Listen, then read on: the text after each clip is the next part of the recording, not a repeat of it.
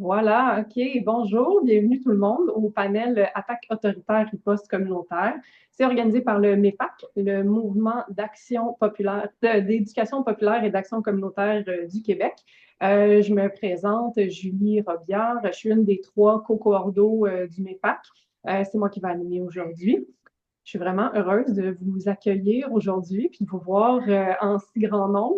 Je pense que votre présence, ça démontre à quel point, dans le fond, les attaques du gouvernement envers la société civile, mais plus précisément envers le milieu communautaire, nous indignent, puis aussi à quel point on a envie de s'informer puis de se mobiliser ensemble.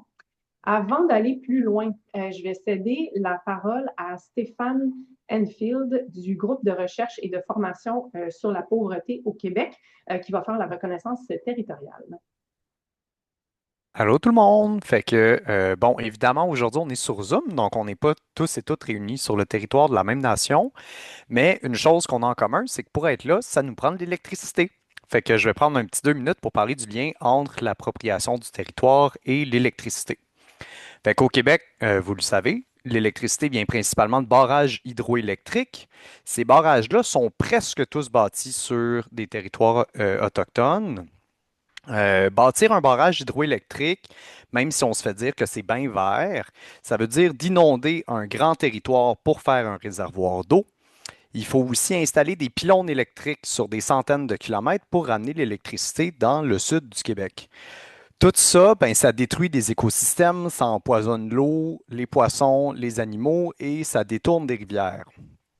Scraper le territoire comme ça a des impacts importants sur les communautés autochtones et sur leur capacité à vivre de leur mode de vie traditionnel parce que ça rend ça vraiment plus difficile de chasser, pêcher, trapper, trouver des plantes médicinales, et etc. Fait que cette étape-là de la colonisation, ça s'est opéré depuis une société d'État depuis un peu plus de 50 ans, puis c'est encore en cours. Ça fait partie du modèle économique du Québec et il y a des communautés qui se mobilisent encore aujourd'hui contre les nouveaux projets de barrage, les pylônes, etc. La police est envoyée, puis il y a même des gens qui font plusieurs années de prison pour défendre leur territoire. Fait que j'arrête là, mais on peut se rappeler, là, aujourd'hui, on va parler de techniques de contrôle puis de répression. Ben, ces techniques-là sont aussi utilisées pour continuer l'appropriation du territoire, des territoires autochtones par l'État du soi-disant Québec. Puis on vous incite à vous tenir au courant puis à soutenir les mobilisations autochtones contre Hydro-Québec puis le gouvernement du Québec. Il y a des blocages, il y a aussi des poursuites pour avoir des compensations pour les territoires qui sont scrappés sans le consentement des communautés. Il faut appuyer ces mouvements-là et s'opposer à notre gouvernement et nos sociétés d'État quand ils nient le droit à l'autodétermination des communautés autochtones. Merci Stéphane. Je vais continuer. En fait, je vais vous parler, je vais dire deux, trois mots sur le MEPAC là, pour les personnes qui ne nous connaissent pas. Donc, on est le mouvement d'éducation populaire et d'action communautaire du Québec. On est un regroupement national en éducation populaire autonome. On travaille à transformer notre société toujours comme dans l'idée d'atteindre une plus grande justice sociale. Le MEPAC, dans le fond, on regroupe 11 tables régionales qui sont sur 12 régions au Québec.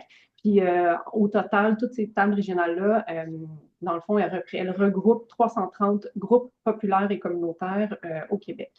Donc voilà pour le MEPAC. Le panel aujourd'hui.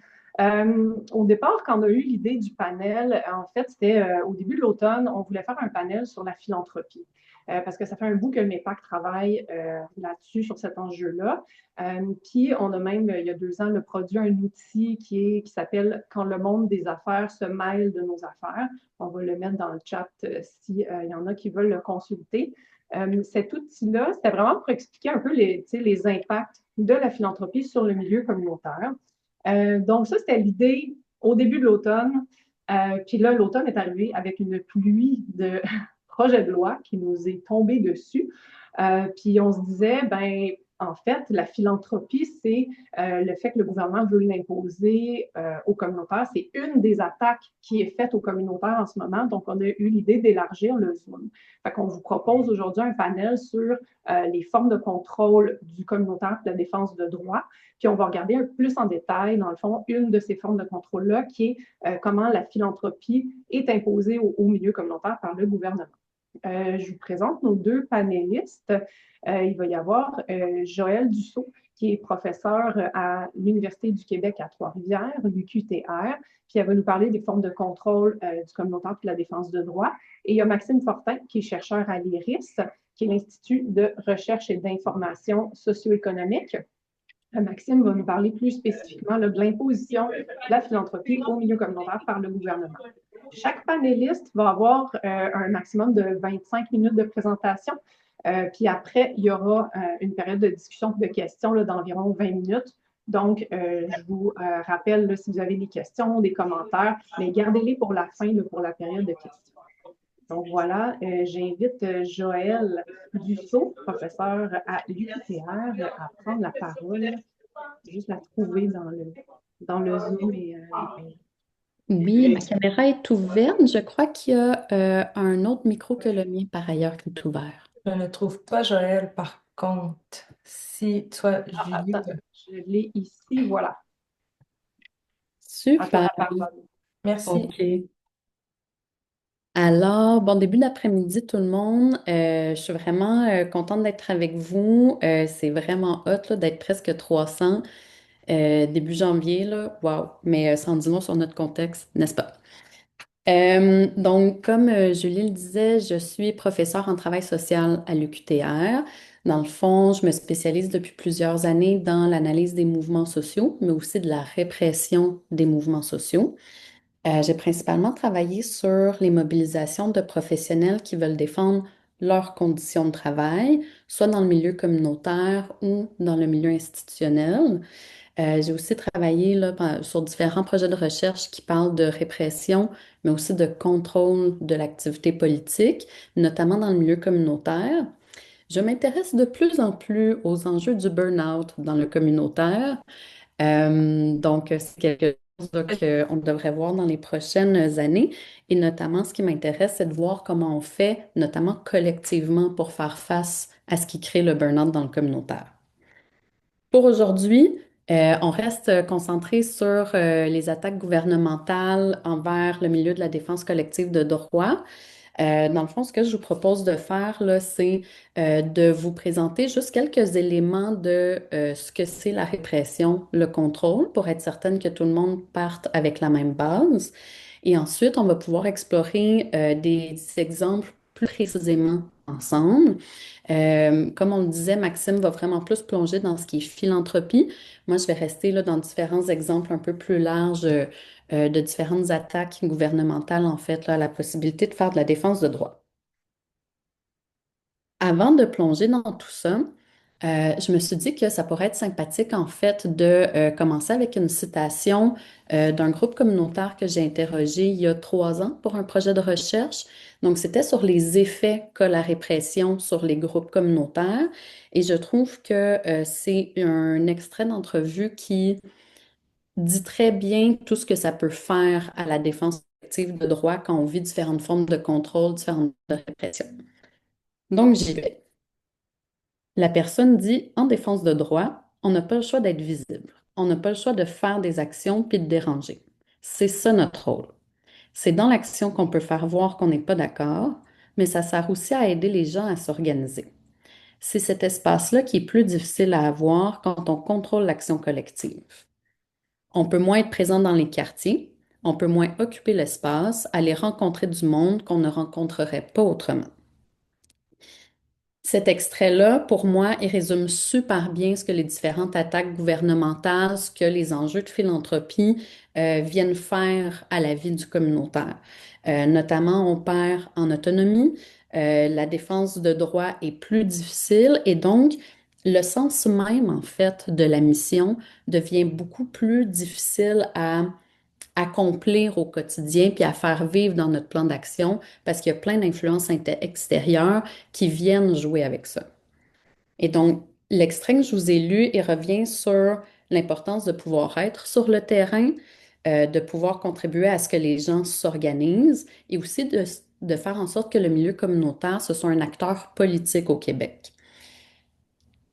Par ailleurs, quand on pense à la répression, on a généralement en tête l'image de la brutalité policière. Ce que je vais vous présenter, c'est d'autres formes d'attaque, de contrôle, de répression qui vont aller affecter la mission des groupes communautaires, mais qui ne sont pas nécessairement physiques. Euh, là, c'est mon... D'accord. Je croyais avoir entendu un micro, désolé. Je vous propose de vous partager mon écran juste quelques instants parce que des fois, quand on parle de répression, il y a des mots là, qui peuvent se mélanger. Donc, je ne le partagerai pas constamment, je m'excuse. Ça va juste être à ce moment-ci, puis un petit peu plus tard. Donc, quand on parle de répression, il y a une définition là, qui est vraiment généralement entendue, c'est de voir que la répression, je vais dire de manière interchangeable, contrôle. Dans les faits, il y a des différences, mais pour aujourd'hui, c'est vraiment pas grave. Quand on parle de répression, on parle d'une action qui veut prévenir ce qu'on veut faire comme action politique, donc faire en sorte qu'elle n'arrive pas. Ça peut être de vouloir contrôler.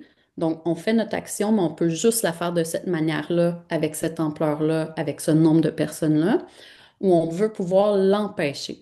Donc, on fait l'action, mais une fois qu'on la commence, on veut en fait qu'elle se termine, la faire disparaître, etc. Il y a plein de caractéristiques de ce que ça peut être la répression. Moi, je vais attirer votre attention sur deux dimensions en particulier de la répression parce qu'on en discute un peu moins, mais elles sont particulièrement présentes dans ce que le communautaire vit, notamment en termes de philanthropie. Donc, je vous parle d'informalité et de l'aspect indirect que peut prendre la répression. Donc, tout d'abord, quand on parle soit de répression, de contrôle formel ou informel, dans le fond, ce que ça veut dire, c'est que c'est une forme de répression qui a officiellement pour objectif d'aller cadrer un individu, un groupe ou sa mission. Fait qu'il y a une directive claire qu'on peut aller identifier, des acteurs clairs qui font ce contrôle-là, cette répression-là, qui la mettent en place. Un exemple de ça, ça pourrait être, par exemple, d'interdire les manifestations à moins de 150 mètres des bureaux de circonscription ou encore des écoles. Ici, c'est super formel, il y a un règlement, on sait qui l'applique, etc. Par contre, il y a des formes de contrôle qui sont, excusez-moi, j'ai un peu devancé, informelles.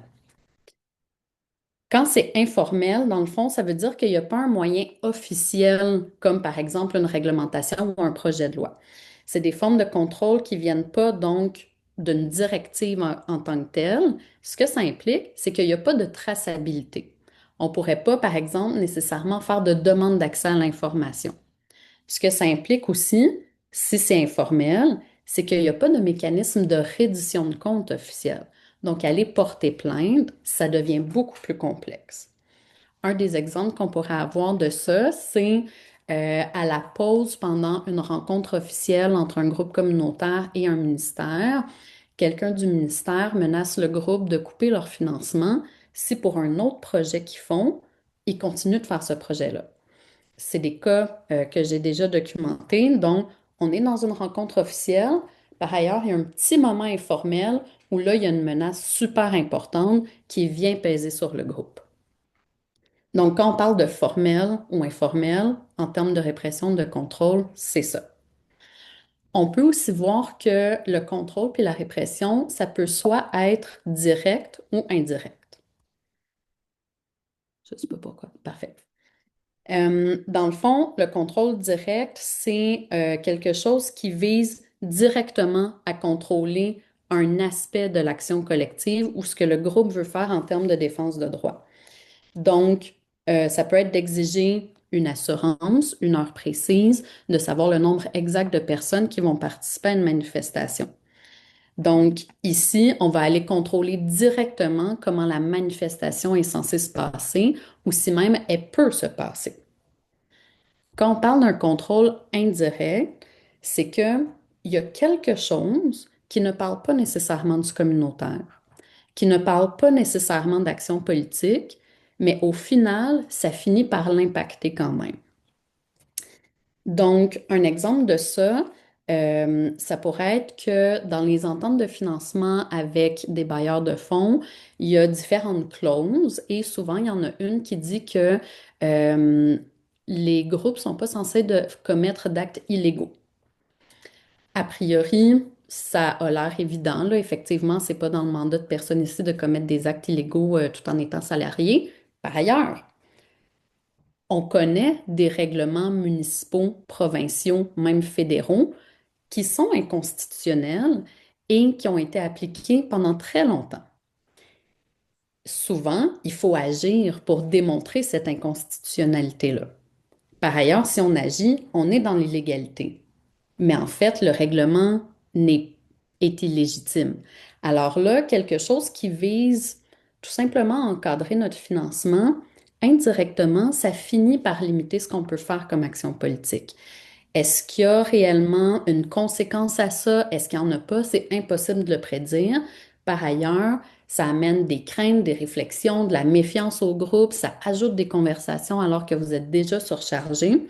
Et donc, indirectement, d'où contrôle indirect, répression indirecte, ça vient limiter la possibilité d'action.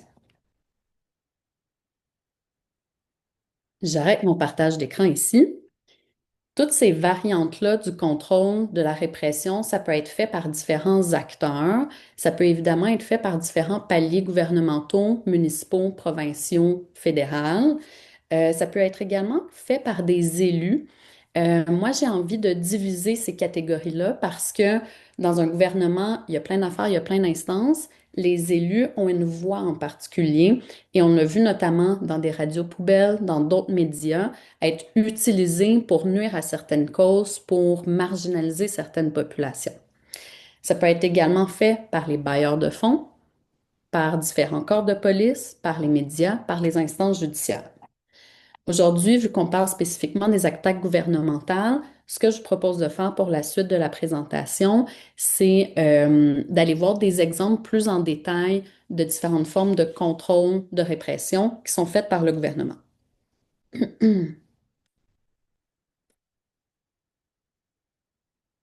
Alors, premier exemple, euh, j'avais envie de vous parler du projet de loi 57. L'intérêt, c'est que, il n'est pas ici maintenant. On l'a déjà vécu, cette mobilisation-là, mais il n'y a pas si longtemps. Donc, il y a environ un an et demi, la CAQ a déposé un projet de loi qui visait à protéger les élus. C'est une loi qui faisait suite, dans le fond, à un rapport qui dévoilait des dynamiques très importantes de harcèlement et d'intimidation qui étaient vécues par les élus et où il y avait un nombre particulièrement élevé de démissions, notamment au niveau municipal. Le projet de loi comprenait plein de choses différentes, entre autres deux articles qui pourraient poser problème pour le milieu de la défense collective de droit. Notamment, il y a un article qui disait qu'il pourrait y avoir des injonctions pour des propos ou des gestes qui entravent indûment l'exercice des fonctions. Très large. Il y a un autre article qui disait que des poursuites pénales pouvaient être débutées pour quiconque cause du désordre de manière à troubler le déroulement de la séance du conseil municipal. Donc, ça venait avec une possibilité d'amende de 50 à 500 dollars par personne. C'est dans ce genre de cas-ci que le terme de contrôle indirect est super pertinent. Le milieu communautaire n'est jamais nommé dans ce projet de loi-là. On parle jamais d'action politique, on parle jamais de défense collective de droit. Par ailleurs, vous le savez, vous avez des images en tête en ce moment. Il y a plein d'actions différentes, plein de moyens de pression qui peuvent être utilisés par le communautaire qui pourraient peut-être caser dans cette réglementation-là. Et donc, indirectement, ça pourrait avoir un effet de contrôle, nuire, empêcher l'action politique. Peut-être que non. On ne sait pas si ça va être appliqué. On ne sait pas par qui ça serait appliqué, de quelle manière, ce que ça donnerait. Par ailleurs, l'effet de devoir réfléchir à ça, essayer de jauger comment faire, l'avoir en tête, ça prend énormément d'énergie et ça peut aussi décourager la mobilisation. Et donc là-dedans, il y a une forme de contrôle, il y a quelque chose qui vient nuire et empêcher la mobilisation. C'est un règlement qui a notamment été largement investi par la Ligue des droits et libertés, par le MEPAC, par le RODCD, qui ont fait des semaines de démarches pour essayer de faire en sorte que ce règlement, que ce projet de loi-là ne voit pas le jour. Vous avez été plus de 4000 groupes à signer une lettre que ces groupes-là ont écrit. Au final, il y a certains articles qui ont quand même été modifiés. C'est quand même intéressant. Mais un des impacts, la raison pour laquelle je dis ça, c'est que euh, un des impacts, ça a quand même été que ces trois groupes-là, pendant des semaines, ont dû mettre de l'avant quelque chose qui n'était pas du tout dans leur plan d'action, qui n'était pas du tout à leur agenda, alors qu'ils sont déjà surchargés. Donc, ça, pour moi, c'est vraiment un bon exemple d'un contrôle qui est indirect.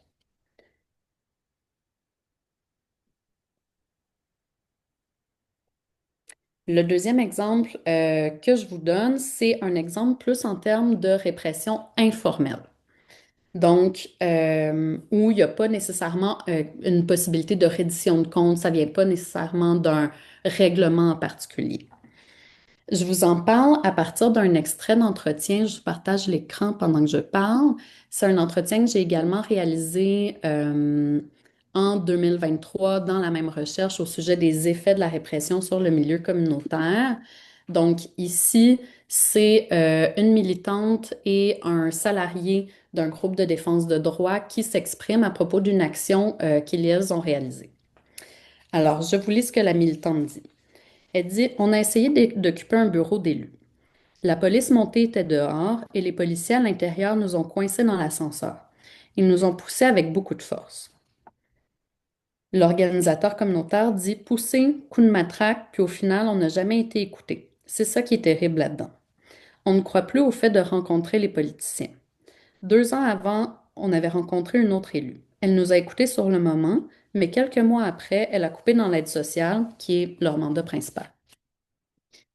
La militante termine en disant qu'est-ce qu'il nous reste alors pour faire entendre pour nous faire entendre par les politiciens?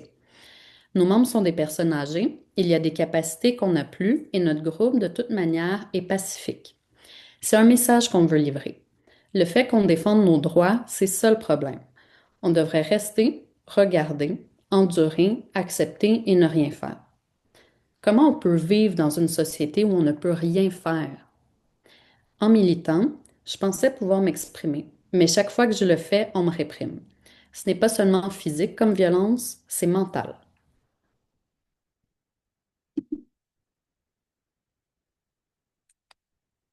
Alors, j'imagine que ça vous touche autant que moi comme réalité. Euh, Dans l'extrait que je vous ai lu, c'est évident qu'il y a de la brutalité policière. Par ailleurs, il n'y a pas juste ça.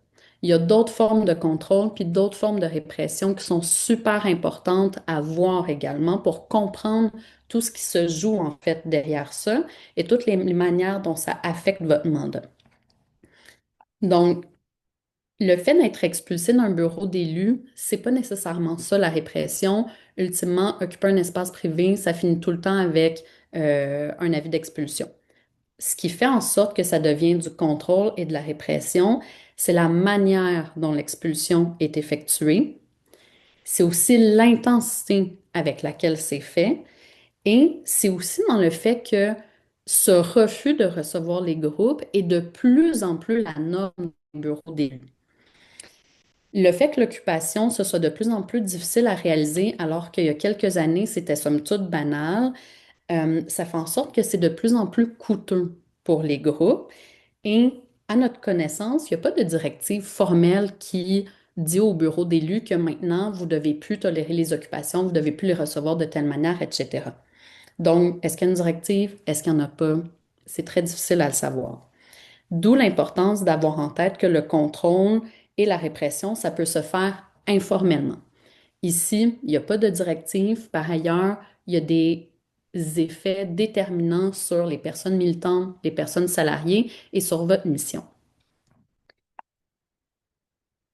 Pour des actions au final qui ont longtemps été banales, acceptées, vous le savez, avant qu'on fasse une occupation, on demande à rencontrer formellement les élus. On envoie des lettres, des courriels, des appels, les cartes postales, les pétitions, etc. L'occupation est finie par arriver parce que tout ça, ça ne marche pas en fait.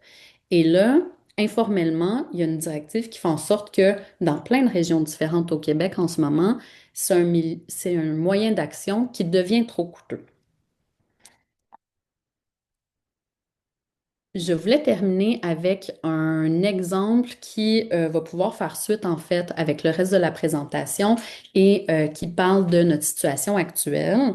Dans le fond, j'ai pensé vous parler de ce qu'il y a derrière tous les projets de loi qui sont proposés, qui sont déposés en même temps en ce moment. Comme vous le savez, en quelques mois, on a eu pas loin d'une dizaine de projets de loi seulement au Québec. Il faut ajouter à ça ceux du palier fédéral et en plus tous les effets qu'on a eus suite aux élections municipales. Et donc, dans ces projets-là, il y en a qui visent directement le communautaire. Par exemple, une loi qui vise à réglementer les sites d'injection supervisés. Il y a des projets de loi qui visent directement des populations avec lesquelles le communautaire est impliqué. Par exemple, une réforme à l'aide sociale ou encore le retrait de programmes d'immigration. Il y a aussi d'autres projets de loi qui visent indirectement le communautaire, mais qui vont avoir des effets qu'on soupçonne comme étant très, très réels. Par exemple, des articles qui impliquent de fusionner des enveloppes budgétaires de différents ministères.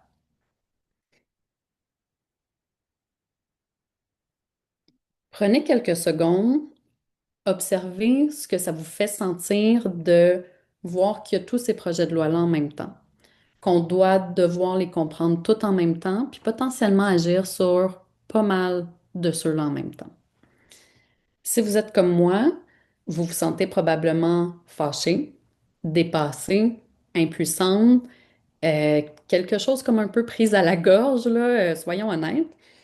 Euh, Puis avec cette intensité-là de dépôt de projet de loi, l'empressement qu'il y a là-dedans, ben, comment on est supposé agir en fait? Par où commencer? Qu'est-ce qu'on est censé faire? Comment on est censé le faire? Ça, ce n'est pas un hasard que vous le viviez, ça ne se vit pas qu'individuellement, c'est souvent lié à des stratégies de politique sociale. Ici, est-ce qu'on a les preuves que c'est une stratégie? Absolument pas. Par ailleurs, il y a une longue littérature scientifique qui nous informe en fait sur la manière dont les politiques sociales sont implantées d'une manière qui vient limiter la possibilité de les contester. Et donc, il y a deux stratégies principales pour le faire. La première, c'est qu'on fait notre changement sur le long terme, d'une manière vraiment parcellaire. Donc, on va faire un petit changement là, 1 an plus tard là, 3 ans plus tard, on va ajouter ça, etc. Ça, ce que ça fait, c'est que on a beaucoup plus de difficultés à identifier, ben, c'est quoi en fait le problème? Sur quoi on est censé agir? Puis, qu'est-ce que je suis censé faire derrière tous ces petits changements-là? C'est quelque chose qui a beaucoup été ressenti avec les réformes dans le milieu de la santé et des services sociaux. On a eu dernièrement la réforme Dubé, mais elle vient poursuivre en fait ce que la réforme Barrette a fait avant, qui, elle, poursuivait en fait ce que la réforme Couillard a fait avant, etc. Quand c'est diffus sur 20 ans, ça devient super compliqué de savoir quoi faire, quoi agir, c'est quoi le problème. Et ça, c'est une stratégie réelle d'implantation de changements politiques qui sont faits de sorte à ce que la contestation sociale ne puisse pas avoir lieu. La deuxième manière, c'est ce qu'on vit en ce moment. On fait ça super intensément, super vite, on propose plein de choses en même temps. On l'a vu avec les lois mammouth de Harper à l'époque et on le voit en ce moment autant au provincial qu'au fédéral. C'est un effet d'étourdissement, on manque de temps, on a de la misère à comprendre c'est quoi en fait les conséquences qui pourraient venir de ça. Et c'est pas un hasard, c'est une stratégie en politique sociale pour faire en sorte que la dissidence, la défense de droits, elle soit beaucoup plus difficile à faire. Et donc, comme je vous disais, est-ce que c'est réfléchi pour qu'on se sente comme ça en ce moment? Je n'ai pas du tout la documentation pour vous confirmer ça.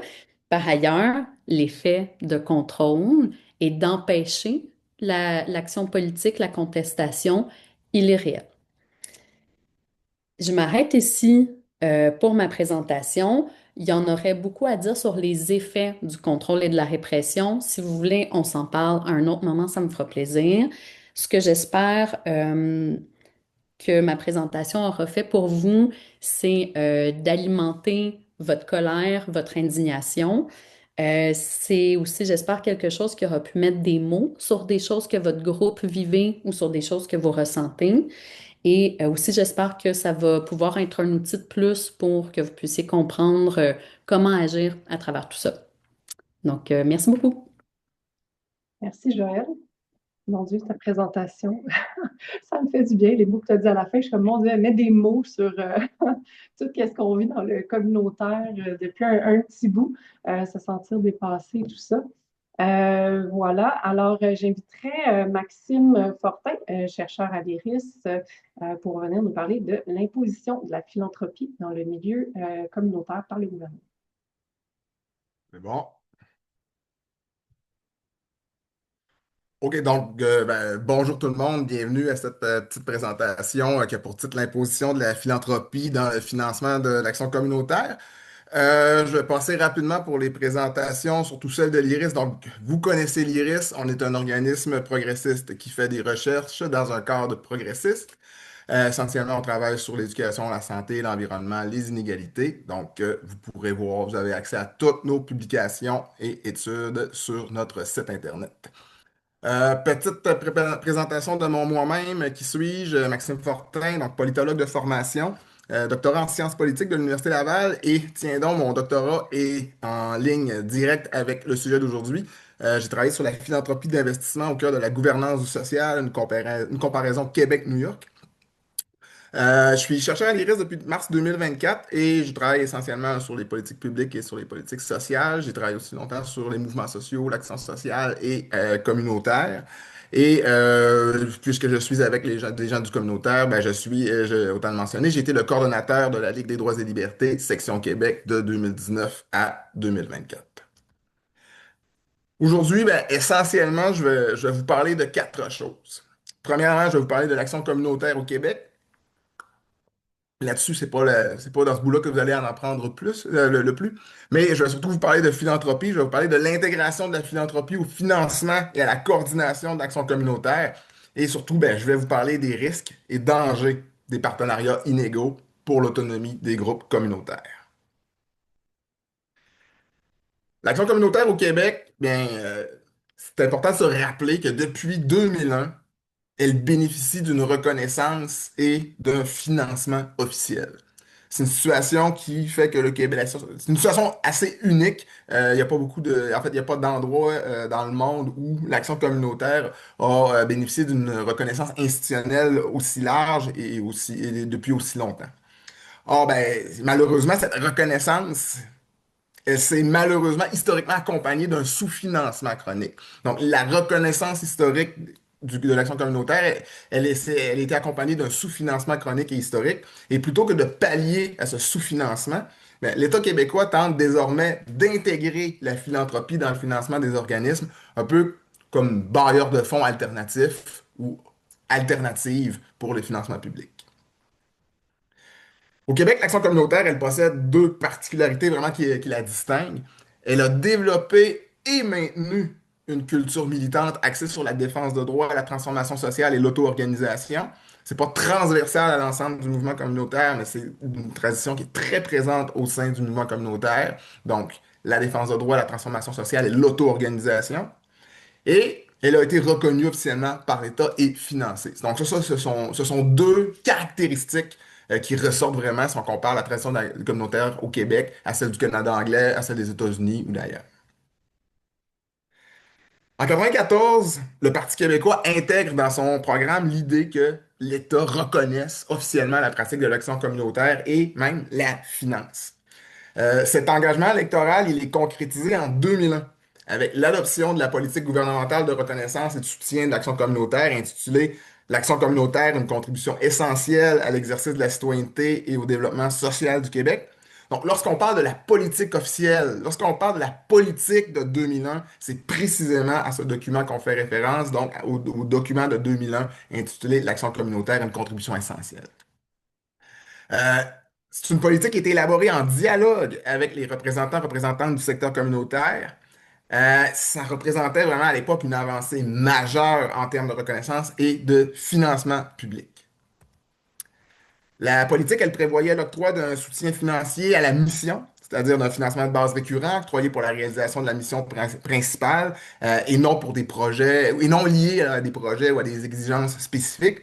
Et on prévoyait un soutien financier dans une portion prépondérante du financement global accordé par le gouvernement au milieu communautaire. Cependant, ben, dès l'élaboration et la mise en œuvre de la politique officielle, les groupes communautaires y ont identifié des éléments pouvant affecter leur autonomie, notamment l'idée d'un partenariat avec l'État. Cette idée-là de partenariat avec l'État, elle était déjà là en 2001 et déjà des groupes communautaires se disaient il semble que c'est pas nécessairement notre tasse de thé ou notre mission. Et que par rapport à l'autonomie, il y a quelque chose à surveiller ici. Alors, dès le départ, la politique officielle, elle fait donc preuve d'une ambivalence. Elle reconnaît l'autonomie des groupes, elle reconnaît l'autonomie des organismes communautaires, tout en prônant le partenariat de ces groupes autonomes avec l'État. Par ailleurs, par ailleurs, le financement de l'action communautaire s'est rapidement traduit par un sous-financement, notamment parce que le gouvernement n'a jamais respecté ses engagements en termes de financement à la mission. Puis finalement, la notion là, de prépondérance, elle n'a jamais été définie et elle peut prêter à plusieurs débats. Depuis l'adoption de la politique en 2001, il y a deux plans d'action gouvernementaux en matière d'action communautaire qui ont été produits. Deux PAGAC. Le PAGAC 2004-2008 et celui couvrant la période 2022-2027, c'est-à-dire le PAGAC 2022-2027. Dans le cadre du projet de recherche avec le MEPAC, moi, j'ai fait l'étude de l'ensemble de ces documents-là, mais l'étude, le cœur de l'étude portait vraiment sur le PAGAC 22-27. Avant qu'on en vienne directement à la question du PAGAC 22-27, petite remarque introductive, les deux PAGAC ont maintenu le secteur communautaire dans un état de sous-financement. Autant le PAGAC 2004-2008 que le PAGAC 2022-2027. Alors que le soutien financier apporté à la mission globale là, est sous la barre de 50% à l'adoption même de la politique en 2001, ben, elle atteint un pic en 2006-2007 avec 64,8, puis se met à décliner et stagner pour atteindre 52% en 2020-2021. On a observé une certaine augmentation à partir de 2021, 2022, 2022, 2023, mais encore là, la proportion est demeurée sous la barre des 60%. Le seuil de prépondérance qu'on pourrait, à toute fin pratique, situer autour de 70%, n'a jamais ainsi été atteint. Donc, jamais l'État québécois n'a subventionné l'action communautaire à la mission à hauteur de 70%. Donc, malgré la reconnaissance officielle, malgré un financement public, et malgré deux PAGAC, le mouvement communautaire est demeuré sous-financé du début des années 2000 à aujourd'hui. Par ailleurs, notons que aucun plan d'action gouvernemental n'encadre le financement de l'action communautaire là, pendant une certaine période. En fait, de 2008 à 2020, de 2009 à 2021. Donc, il y a une longue période où il y avait pas de plan, il n'y a pas de PAGAC qui dictait les priorités. C'était une période aussi où le financement n'a pas suivi la progression de l'inflation ni celle des besoins. C'est aussi une période où les montants disponibles ne permettaient pas de faire face aux nouveaux besoins, notamment ceux liés à la pandémie de COVID-19. Notons aussi qu'une étude de l'IRIS, en fait, mon étude est celle d'Evelyne Couturier, qu'on a fait en 2021, a démontré que le sous-financement chronique faisait en sorte que 20% des organismes étaient dans une situation de précarité au sortir de la pandémie et que le quart de ceux-ci craignaient pour leur existence. L'année suivante, un autre rapport avait mis en lumière que 77% des organismes avaient eu besoin d'un financement supplémentaire, comme un financement par projet, une entente de service ou encore avaient eu recours à l'autofinancement pour accomplir leur mission. C'est donc dans ce contexte-là que la philanthropie a commencé à apparaître comme un potentiel nouveau bailleur de fonds du mouvement communautaire et comme un potentiel nouveau partenaire. Notons aussi, par contre, que la politique de 2001, elle est adoptée alors que le néolibéralisme triomphe et qu'un renouveau philanthropique qui incarne ce néolibéralisme-là, lui, est en plein essor. Donc, j'ai dit, l'engagement électoral date de 1984, de 1994. On se rappellera, on est avant le deuxième référendum, donc on est encore dans une logique où le Parti québécois et le mouvement souverainiste veulent créer une espèce d'alliance pour réaliser la souveraineté.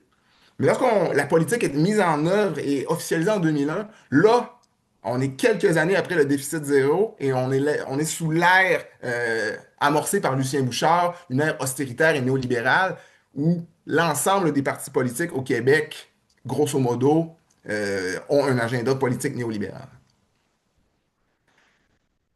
Non, maintenant, la philanthropie. Donc, la philanthropie, c'est une pratique qui consiste à recueillir et à distribuer des dons à des fins d'utilité publique. Le renouveau philanthropique des années 2000 et 2010 fait écho à une certaine forme de mouvement philanthropique qu'on avait vu au 19e siècle. Au 19e siècle, les figures de proue avaient été des hommes comme Andrew Carnegie, etc., les grands barons, voilà, les grands capitaines d'industrie américains de l'époque. Mais dans les années 2000-2010, c'est notamment des fondations comme la Bill et Melinda Gates Foundation qui vont reprendre l'ambition des hommes comme Andrew Carnegie au 19e siècle, qui lui avait l'ambition d'utiliser la richesse pour régler les grands problèmes de notre temps. Donc ici, on n'est pas dans l'idée là, du mécénat ou de la charité, on est vraiment dans l'idée de la richesse qui va régler les problèmes sociaux. Au Québec, ce type de philanthropie-là a été pratiqué. En fait, ce type de philanthropie pratiquée par les élites et s'inspirant des méthodes du capitalisme financier a été introduit par André Chagnon et sa fondation, la Fondation Lucie André Chagnon, au début des années 2000. Vous allez me dire, cette fondation-là a beaucoup changé. Oui, elle a changé, mais il n'en reste pas moins qu'elle a été le vecteur de ce qu'on appelle le philanthrocapitalisme ou la philanthropie d'investissement au Québec dans les années 2000 et 2010. Je me prends une gorgée. Dès 2002, cette fondation-là, elle devient un partenaire de l'État québécois et elle se met à participer au financement et à l'élaboration des programmes destinés aux organismes communautaires. Cette influence nouvelle de la philanthropie sur l'action communautaire, elle est vivement dénoncée par le mouvement communautaire, qui en 2014 va publier une déclaration signée par 360 organisations réclamant la fin des partenariats entre la FLAC, la Fondation Chagnon, et le gouvernement. Maintenant, si on se projette aujourd'hui, si on arrive à aujourd'hui, plus de 10 ans plus tard, ce qu'on fait face, c'est à une deuxième tentative d'imposer la philanthropie ou d'intégrer la philanthropie au financement et à la coordination de l'action communautaire.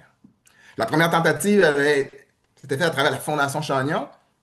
Maintenant, on assiste à une nouvelle tentative.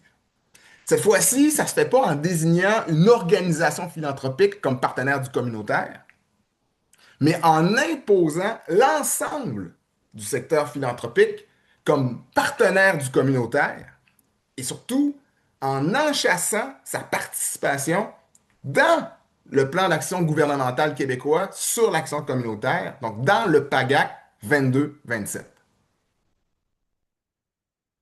Quelques mots sur le renouveau philanthropique avant d'en venir directement au PAGAC 22-27. Le renouveau philanthropique il est lié à la constitution rapide de fortune dans les années 90 et 2000. Il est lié aux élites possédantes, essentiellement aux nouveaux riches des secteurs de la finance, des technologies et de l'immobilier.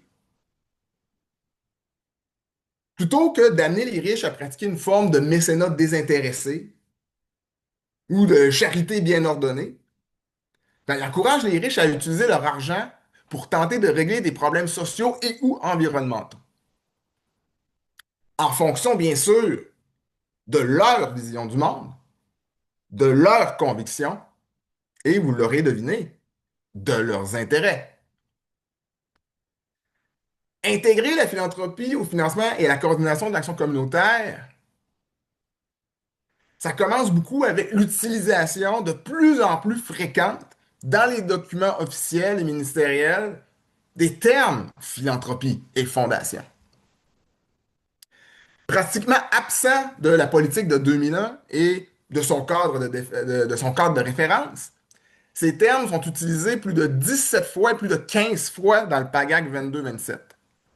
Le terme philanthropie revient 17 fois dans le PAGAC 22-27 et 15 fois revient le terme fondation. Alors qu'on, si on prend les anciens documents qui encadraient l'action communautaire, il y avait que de vagues références faites à la philanthropie. En fait, dès les premières pages du PAGAC 22-27, le ministre Jean Boulet nous annonce que le plan va favoriser la cohésion des actions de nombreux partenaires dont font partie le milieu philanthropique et municipal, ainsi que les ministères et organismes gouvernementaux concernés. Donc, vous voyez ici une forme en plus d'équivalence qui est faite entre la place du milieu philanthropique et la place du milieu municipal et la place des ministères. Présentés d'emblée comme des partenaires clés des organismes communautaires, les acteurs philanthropiques ont d'ailleurs été consultés dans le cadre d'un appel de mémoire ciblant le milieu municipal et philanthropique. Donc, non seulement on les veut, mais on veut à tout prix savoir qu'est-ce qu'ils en pensent. 3 mesures de ce plan ouvrent la porte à une plus grande intégration de la philanthropie dans le financement et dans la coordination de l'action communautaire. On va se pencher sur ces 3 mesures. Donc, 3 mesures du dernier PAGAC, donc le PAGAC 22-27. Premièrement, l'orientation 3.2, qui a pour but d'harmoniser et de consolider les actions ça prend, mon, bon, j'avais l'écran qui me bloquait une petite partie de mon écran. Donc, l'orientation 3.2 qui a pour but d'harmoniser et de consolider les actions des partenaires de l'action communautaire, ben, cette orientation 3.2, elle prévoit notamment la mise sur pied de la table nationale des partenaires de l'action communautaire. Or, il y a 2 éléments dans cette mesure qui sont inquiétants pour l'autonomie des organismes. Premièrement, on y prévoit une représentation des bailleurs de fonds, ministères, municipalités, fondations, mais pas des organismes communautaires. Donc, comme il y avait déjà été le cas avec les partenariats Chagnon Québec en forme, ça doit éveiller des souvenirs pour certains, certaines, et Avenir d'enfants. Donc, comme ça avait été le cas avec Québec en forme et Avenir d'enfants, l'État québécois souhaite développer des partenariats dans lesquels les philanthropes sont représentés, possèdent un pouvoir décisionnel, alors que les organismes sont relégués au statut de simples fournisseurs de services, ou vont être, à tout le moins, consultés.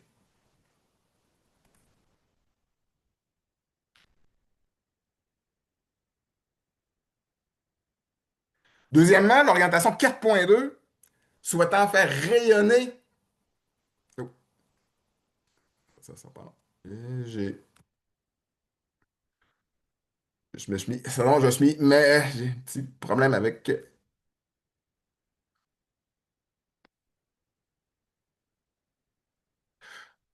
Donc, deuxième élément de la mesure 3.2, on va juste revenir un petit peu. Il y a une slide qui a passé trop vite. Donc, ensuite, donc là, on est sur la table, la table nationale des partenaires. Donc, comme la mesure se veut autofinancer, ben, elle représente une invitation ouverte aux acteurs de la philanthropie à prendre plus de place dans la coordination des organismes communautaires et à utiliser leurs ressources financières pour créer des structures de financement compatibles avec leurs priorités philanthropiques.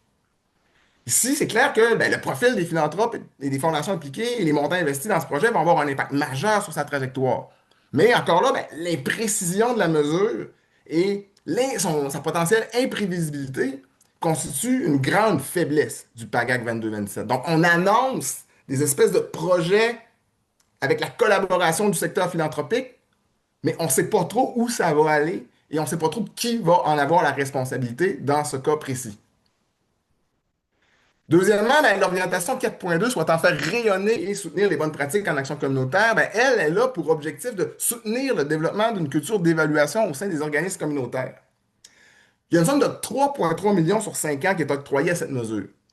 Cette mesure-là témoigne en quelque part de l'influence des thèmes et des priorités des philanthropes sur le long terme. Valorisée, financée et exigée par la philanthropie depuis les années 90, L'évaluation se voit là, ici comme consacrée, comme une priorité à développer, alors que l'expérience des partenariats Chagnon a notamment démontré que les exigences d'évaluation et de reddition de comptes ont mis à mal l'autonomie du secteur communautaire. Ce qui était principalement dénoncé avec, les partenariats Chagnon, c'était beaucoup la reddition de comptes et l'évaluation.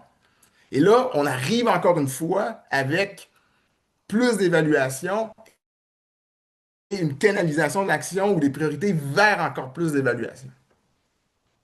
Puis finalement, ben, le dernier élément à surveiller, c'est la mesure 222, qui souhaite accompagner les organismes communautaires pour assurer une transformation numérique adaptée à leurs besoins, pour laquelle 3,9 millions ont été octroyés.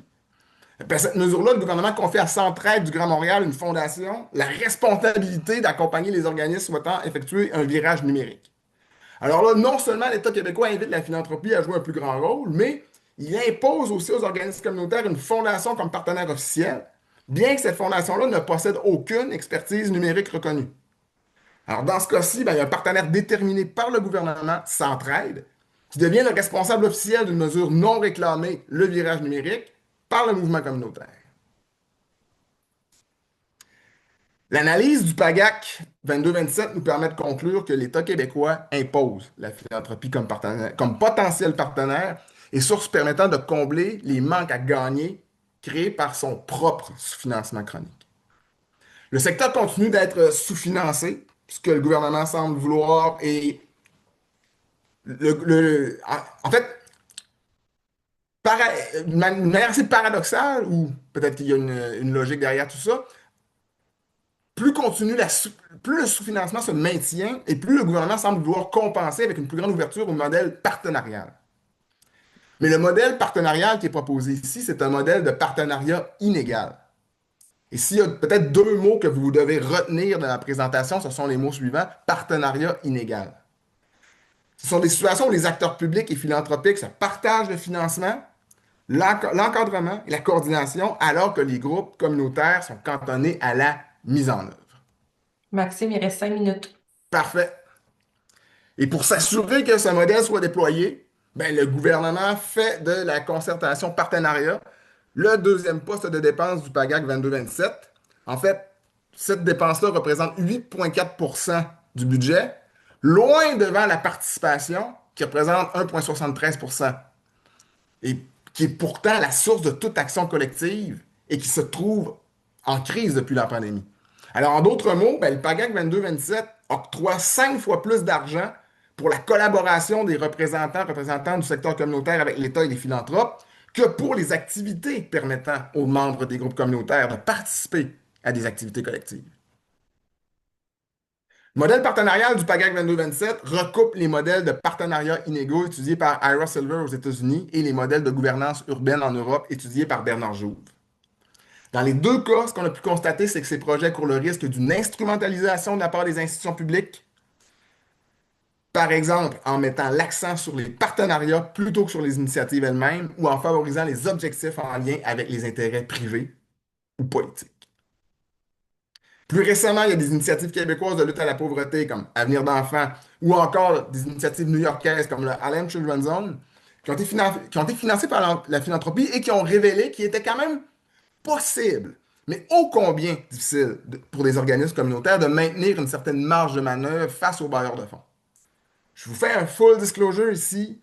Dans ma thèse de doctorat, il est démontré que certains organismes, à travers un soutien philanthropique, sont capables de maintenir une certaine marge de manœuvre, une certaine capacité d'action, une certaine autonomie. Mais que ça s'avère très, très difficile et il faut que l'organisme se batte bec et ongle. Alors, bien que ces projets adoptent bien que les partenariats dont on a discuté aujourd'hui, bien que ces projets-là adoptent une rhétorique une rhétorique de la collaboration, ben, il y a un rapport de force à l'avantage de ceux qui possèdent l'argent, le pouvoir et l'expertise qui fait en sorte que ces structures partenariales et de concertation finissent par augmenter le pouvoir et l'influence des élus, des philanthropes, des experts, bref, des élites déjà bien pourvues en capital monétaire et symbolique. Donc, la philanthropie qu'on vante parce que les gens donnent de manière désintéressée leur argent peut au final devenir une opération qui fait en sorte que à la fin, vous avez peut-être moins d'argent, mais vous êtes plus influent et plus puissant socialement et politiquement. Alors, en guise de conclusion, ben, bien qu'ayant reconnu et financé l'action communautaire par l'entremise d'une politique officielle adoptée en 2001, l'État québécois renie progressivement ses engagements. Le soutien à la mission n'a jamais été prépondérant et ne l'est toujours pas. Le sous-financement persiste. Et plutôt que de pallier au sous-financement, l'État québécois encourage désormais les groupes à se tourner vers la philanthropie et même intègre la philanthropie comme partenaire dans le financement et dans la coordination de l'action communautaire. Faire de la philanthropie un partenaire du secteur communautaire, ça rend possible pour l'État de réduire ou de limiter sa contribution financière, de maintenir un cap austéritaire ou de rigueur, tout en orientant l'action des organismes en fonction des priorités identifiées par les acteurs des instances partenariales et de concertation. Par le passé, l'État a imposé une fondation privée, la Fondation Lucie et André Chagnon, secteur communautaire. Tente maintenant de lui imposer le secteur philanthropique en entier. En somme, le PAGAC 22-27 favorise l'instrumentalisation de l'action communautaire et annonce des jours sombres pour la reconnaissance de l'action communautaire. Les derniers projets de loi sont d'excellents exemples. Je pense que Joël en a fait la démonstration encore une fois. Et bien, cette situation est d'autant plus inquiétante pour le secteur communautaire. En fait, cette situation est d'autant plus inquiétante pour le secteur de l'action communautaire autonome, dont les fondements sont très difficilement compatibles avec les modèles de partenariat inégaux mis de l'avant. Je vous remercie. Merci beaucoup, Maxime. Ouais, mon Dieu, toi aussi, tu fais vraiment le portrait. C'est ça, un très beau portrait de ce qui se passe en ce moment. Puis en plus, comme l'étude de l'IRIS est sortie, puis il me semble que peu à peu après, pendant l'automne, on entendait comme vraiment des commentaires très décomplexés sur la philanthropie dans le communautaire de la part des élus, ce qui était peut-être moins le cas avant, c'était pas aussi ouvert, public et tout ça. Fait que, ben c'est ça. Merci beaucoup pour vos deux présentations. Je pense que les deux démontrent vraiment bien comment le communautaire est sous attaque en ce moment. C'est beaucoup des attaques à notre autonomie, notre capacité d'action, notre capacité de contestation. Le communautaire, c'est un contre-pouvoir qui est vraiment important dans notre société. Puis comme tous les contre-pouvoirs qui existent en ce moment, mais le gouvernement essaie de l'écraser. On l'a vu, là, Joël, tu parlais des différentes stratégies, là, comme d'inonder de projets de loi pour qu'on n'ait pas le temps de les contester et tout ça. Et parmi tous ces projets de loi-là, je voulais prendre un petit moment pour vous parler d'un projet de loi plus particulièrement qui vient s'attaquer vraiment au fondement de l'action communautaire autonome, de l'ACA, puis aussi de la défense collective des droits, de la DCD. Joël t'en a glissé un mot tantôt, là, c'est le PL7, le projet de loi 7. C'est un peu, dans le fond, c'est indirect parce que ça vise à réduire la bureaucratie puis augmenter l'efficacité de l'État. C'est un très gros projet de loi qui touche plein de secteurs. Puis il y a une toute petite partie qui concerne le communautaire, mais qui peut avoir des très gros impacts sur nous, plus particulièrement là, justement sur le secteur de la DCD à l'intérieur de l'action communautaire autonome. Ce que ça fait, ce projet de loi-là, dans le fond, on fusionne l'enveloppe de financement qui est dédiée à la défense collective des droits, le FACA, le Fonds d'aide à l'action communautaire autonome. On veut le fusionner à une autre enveloppe de financement qui, dans le fond, soit un chapeau, qui est un autre chapeau, qui est le chapeau de la lutte à la pauvreté et à l'exclusion sociale. Donc, on veut fusionner le FACA au FKIS, qui est le Fonds québécois des initiatives sociales. Tout ça, ça va devenir le FKISAC, le Fonds québécois des initiatives sociales et de l'action communautaire. Premier drapeau rouge, le mot autonome est disparu, ce qui est un mot très important pour le milieu communautaire et qui ne doit pas disparaître parce qu'il démontre un peu, bien, justement, toute l'autonomie des groupes. Fait que ça, c'est comme un peu la première attaque qu'on voit. Les autres drapeaux rouges, c'est vraiment que les deux fonds, le FACA et le FKIS, fonctionnent de façon mais complètement différente. Le FACA, Maxime là, en parlait, dans le fond, c'est vraiment comme l'enveloppe qui est gérée au national. C'est de l'argent à la mission globale. Puis c'est un fonds aussi qui est dédié à la DCD, la défense collective des droits. Puis la défense collective des droits, mais on vise la transformation sociale. Le FKIS, c'est une autre enveloppe qui est gérée au régional, même des fois au niveau des MRC. C'est de l'argent par projet.